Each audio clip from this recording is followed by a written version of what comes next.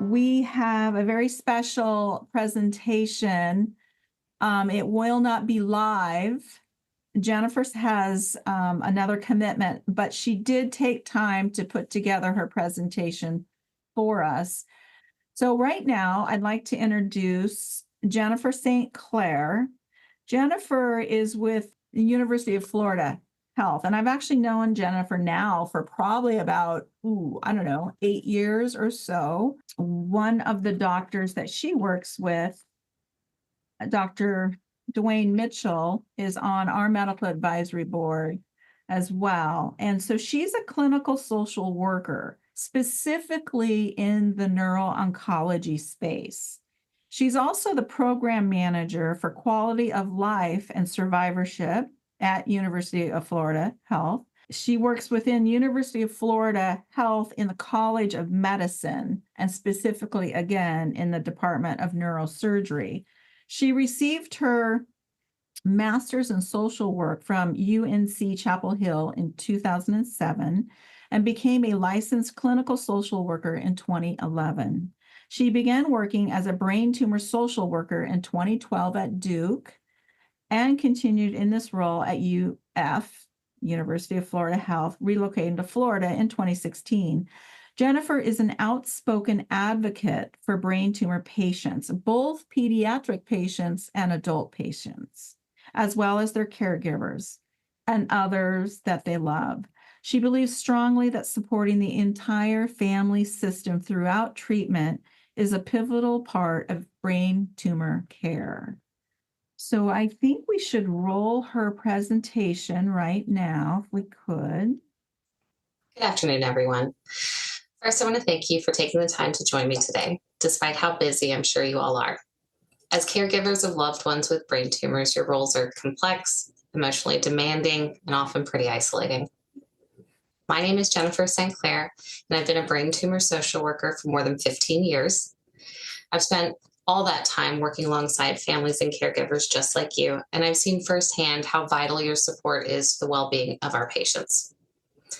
Today, we're going to explore a topic that many of you may already be intimately familiar with, caregiver burnout.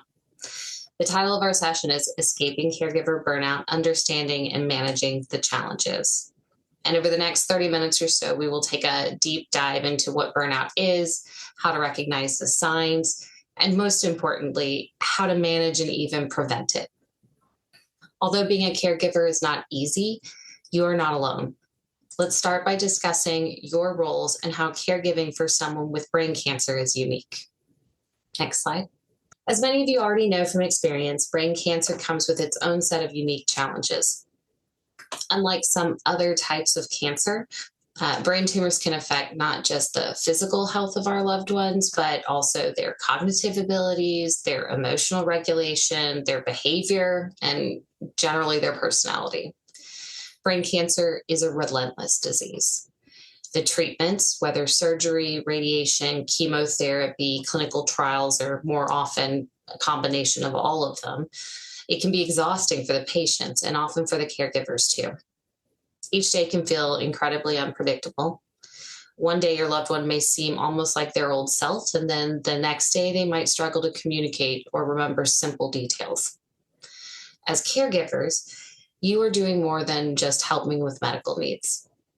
You are managing appointments, administering medications, and likely helping with daily tasks like bathing, dressing, and feeding, just to name a few.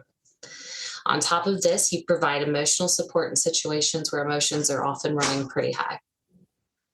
This level of responsibility can lead to what we all call caregiver burnout. Caring for a patient with a brain tumor is not just physically demanding, it is emotionally complex.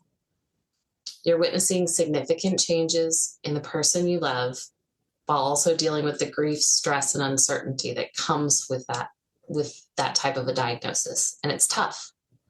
Next slide. So what exactly is caregiver burnout? The simplest way to describe it is a state of physical, emotional, and mental exhaustion that occurs when you've been caring for someone, often under highly stressful conditions, without enough breaks or without enough support. Burnout doesn't happen overnight. It's a gradual process that builds up over time, and it can be difficult to notice until it has really started to negatively impact your health and well-being. You might feel physically drained. You're tired even when you've had enough to sleep. That's what we call fatigue. You might notice changes in your mood, feeling more irritable, anxious, or depressed. Sometimes you may just feel a sense of hopelessness, like you can't do enough no matter how hard you try, or that you're failing in some other way. Let me assure you that these feelings are common and you're not alone in experiencing them.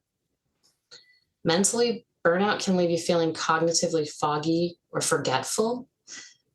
Things that once seemed manageable or routine now might feel very overwhelming. And emotionally, it can be a struggle to stay connected to your loved one or maintain empathy when you're running on empty. These are normal responses to an abnormal situation. Caring for someone with a serious illness is one of the toughest jobs in the world. Many of you may have already be experiencing some of these signs and symptoms, and that's okay. Acknowledging burnout really is the first step to overcoming it. Next slide. Let's talk about why burnout happens.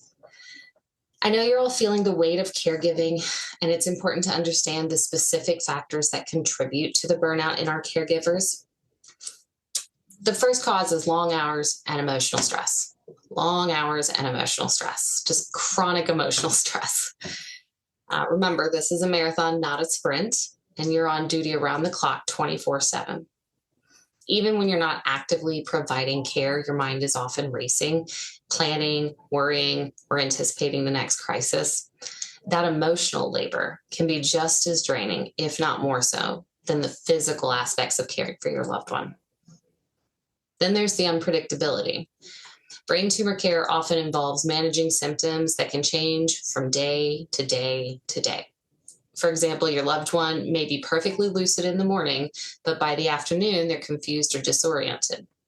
This constant shifting makes it really hard to relax or to plan ahead, which can wear you down emotionally and quickly. On top of that, patients with brain tumors often need incredibly complicated, complex care. You're not just a caregiver. You're also a medical manager, a personal assistant, an emotional support person, a taxi, sometimes even a financial planner. It is not uncommon for caregivers to feel overwhelmed by the sheer volume of tasks that they're suddenly facing. And then let's not forget the isolation.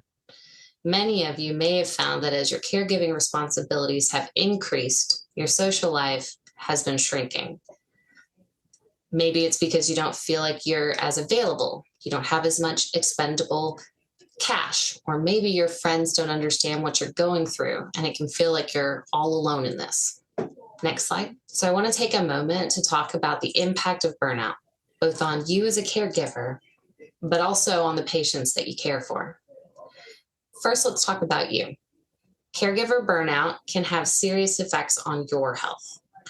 Some of you may already be experiencing symptoms of anxiety, depression, sleep disturbance, or even chronic physical pain like back issues, headaches, or GI problems.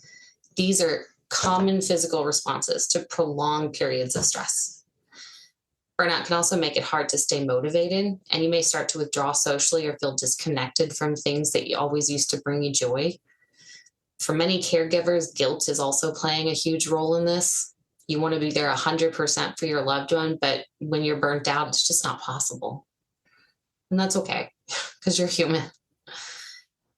Now let's talk about the effects of burnout on the patient. When you're exhausted as the caregiver, it's harder to focus on the details. You might miss a medication, forget an appointment. You may find it difficult to respond calmly in a tough situation. It's also possible that the general quality of care of the patient would suffer, not because you don't care, but because you're simply too worn out to give as much as you'd like. This isn't your fault. Burnout is the natural result of carrying more than you can bear over a long period of time. Again, burnout is the natural result of carrying more than you can bear over a long period of time. It's important to recognize that self-care is not selfish. In fact, taking care of yourself is essential to providing good care for your loved ones. Next slide. Now that we understand burnout, let's talk about how we can prevent and manage it. You might be thinking, but how do I take care of myself when I have so many responsibilities? And that's a fair question. And the answer lies in small, manageable steps. The first strategy is to make sure that you make self-care a priority. I know that sounds impossible right now, but if you take even 10 to 15 minutes a day for yourself, it can make a huge difference. Maybe it's going for a short walk around the block, doing some gentle stretches, calling an old friend, or simply sitting down with a cup of tea in silence. The point is to do something that replenishes your energy and your soul. Adequate sleep is also going to be critical for you. Easier said than done, right?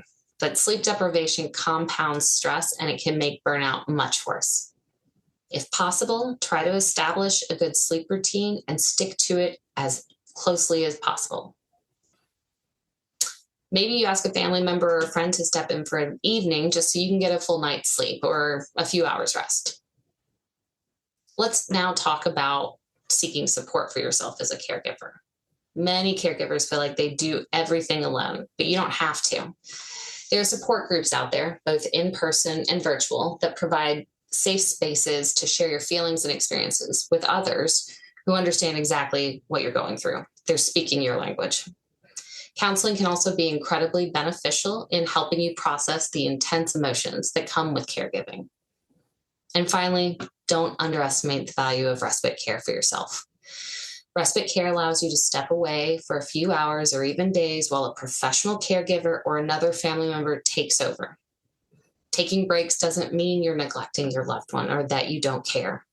It means you're giving yourself the opportunity to recharge so that you can take the best possible care of the patients. Next slide. One of the most valuable tools in your caregiver toolbox is going to be communication. Effective communication with the healthcare providers is going to be essential. It's important to advocate not just for your loved one, but also for yourself. Don't be afraid to ask questions, request clarification, or share concerns with your medical team. You are a critical part of the care team, and your insights are invaluable. Another crucial skill you need to learn and use here is delegation. Caregiving is not a one-person job. Many of you have family members or friends who are willing to help, but they don't know how. Be specific about what you need. For example, ask someone to help with grocery shopping, ask them to go run specific errands, or ask them to spend time with the patient so that you can take a break. Folks often need for you to tell them what you need so that they can take action from there. I know it can be humbling to ask for help repeatedly, but again, this is a marathon and not a sprint. You're going to need that help. Delegating doesn't mean you're failing as a caregiver. It means you understand and take your job as a caregiver seriously. And because of that, you want to be in it for the long haul. Let's take a moment to talk about mindfulness and stress management techniques. Next slide. Mindfulness and stress management techniques can be incredibly helpful for managing burnout. Mindfulness is about being present in the moment, which can be hard when you're constantly juggling tasks and worrying about the future. But taking a few minutes each day to practice mindfulness can reduce stress significantly. And this is borne out in research as well. This might mean focusing on your breathing for a few minutes, doing a short guided meditation using an app on your phone, or even just sitting quietly and observing your surroundings, being in the moment. Breathing exercises are another powerful tool. When you're feeling overwhelmed, try this simple exercise. Breathe in deeply for a count of 4, hold for 4, and then exhale for 4. Okay. Again, you'll just breathe in deeply for a count of 4, hold for 4, and then exhale for 4. Repeat this breathing exercise for a few minutes and notice how it starts to calm your body and your mind. While it can seem daunting to find time to focus on your own well-being while being a brain tumor caregiver, you generally don't need hours to de-stress. Small, consistent actions can help you manage the demands of caregiving. You might consider setting a reminder on your phone to do some deep breathing throughout the day. Or perhaps you download an app that buzzes you when it's time to take a moment for self-care. Lots of different technology out there to help you with this. Next slide. As we've discussed, one of the most important things you can do as a caregiver is to seek out resources that can support you. There are national and local organizations that provide support specifically for the brain cancer caregiver population. For example, the American Brain Tumor Association, ABTA, and the Cancer Support Community both offer community-specific resources, including support groups, psychoeducational materials, and practice tools for managing the day-to-day caregiving tasks. There are also apps like Care Zone that can help you track medication, keep notes, manage doctor's visits, and just generally stay organized. And don't forget about online forums where you can connect with other caregivers and share experiences. Many of the caregivers with whom I've worked over the years have expressed that this type of peer support was incredibly comforting and helpful to them. Next slide. To wrap things up, let's review some key takeaways. 1, caregiver burnout is real, and it can have serious consequences for both you and the person that you're caring for. But it's not inevitable. The first step is recognizing the signs and acknowledging when you need help. Self-care is essential, not just for you, but for the quality of care you provide the patient battling brain cancer. Remember to communicate with your loved one's healthcare team. Ask for help when you need it and make use of the many resources available to you. Even small changes like practicing mindfulness or taking a short break each day can make a big difference in your ability to cope with the chronic stress. No matter where you are in this process, please be kind to yourself. You are doing your best in an incredibly difficult situation. I hope you'll leave today with a renewed sense of permission to take your own care seriously and make it a priority, just as you prioritize caring for your loved ones. Next slide. So thank you again for using some of your very valuable time to take part in this important discussion. Feel free to reach out to me if you have questions about any of the information that I've provided, or if you have a specific challenge you're facing in your caregiving journey that you'd like to discuss. I have included a list of resources and source materials for this presentation that you can explore for more details on caregiver burnout in relation to brain cancer caregiving. Thank you and have a great day. Thank you, Jennifer. That was fantastic. She recorded that very recently for the End Brain Cancer Initiative, and that her presentation will be posted up on our website under our caregiver resources very shortly after today's program. She's a very accomplished, experienced neuro-oncology social worker. I often go to her for questions that caregivers ask us for her help and her guidance. We do have a slide that has her contact information on it. She is open to helping, right? She's just a great resource. And she has also, that presentation will be on our website, but she also has provided other resources for us to put on our website as well. So please go to endbraincancer.org, check out our caregivers resources. They're just it's really helpful information. And she just has so much experience with caregivers and with patients with brain tumors. So she's a great resource. So thank you, Jennifer. We're thinking about you and really appreciate your presentation today.